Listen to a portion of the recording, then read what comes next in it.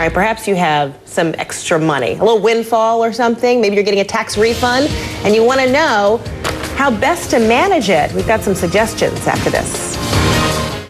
All right, it's the #1 issue in American homes, getting your financial house in order. Well, today in our weekly financial fix, knowing when to bring in a professional to help you manage your money. Let's bring in a professional, Karen Lee, the author of It's Just Money. So why does it cause so many problems? So last week you talked to us about the recent American Psychological Association study that shows most of us are stressed out about money. You can't sleep at night, all that kind of good stuff. So sometimes you need a little help. You need some intervention. But then people think, if I'm going to bring in a professional, can I afford them? That's so true. How do you know you need some professional? Well, and really what we want to talk about is what kind of a professional, because inevitably when I meet people and they say, what do you do? And I say, I'm a financial planner. They say, oh, I need your help.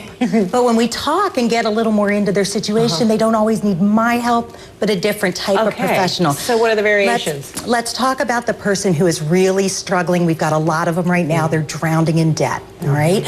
Those people actually could use credit counseling, possibly consumer credit consolidation services.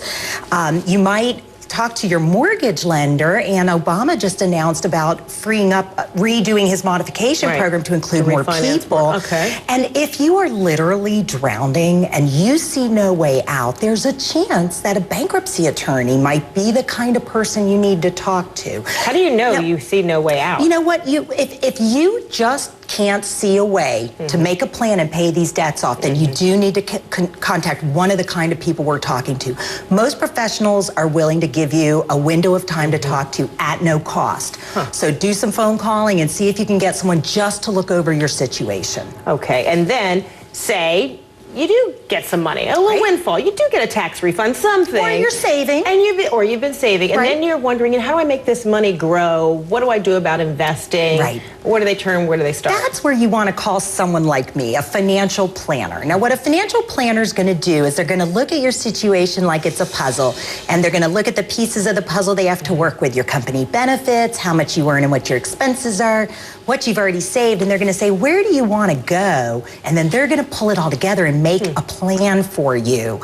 They'll usually come back with recommendations on both insurance and investments. So are you maximizing the potential returns on your investments should things be different? And that's usually going to be a fee-based, where fee-based meaning they charge a percentage to manage your money, but it could be fee-only, where you just are paying for their advice. Just for their advice. Okay. And then you're in that category of folks that you are trying to encourage everyone to do, pay off all your debt. Let's say you did it. And you're excited about it, zero on everything, but then you're just so tempted to use that credit card again. And you run it right back up. Get yourself in trouble again. Yep, whether it's a credit card or a home equity line. We call these people repeat offenders. In addition to that, though, again, we're talking about how money causes people stress. That's an example of someone repeating the same behavior over and over. Do you know there's a whole nother group of people that have money but are fearful? They live in fear that it's never enough money. Yeah, now that's still stressful. They might have $1 million in assets and be scared. That's still stress. So that's not the person who's going to end up in credit card debt and have these problems, because they're holding on to it. But if they're repeat offenders in that way, I'm going to tell you that the solution is the same for both those kinds. And the reason is because it's psychological. There's an emotional reason that they're repeating the same behavior over and over, or living in fear. So as you know, so you need to get on the sofa, you're saying. I talk about this in my book. You might have to get into therapy.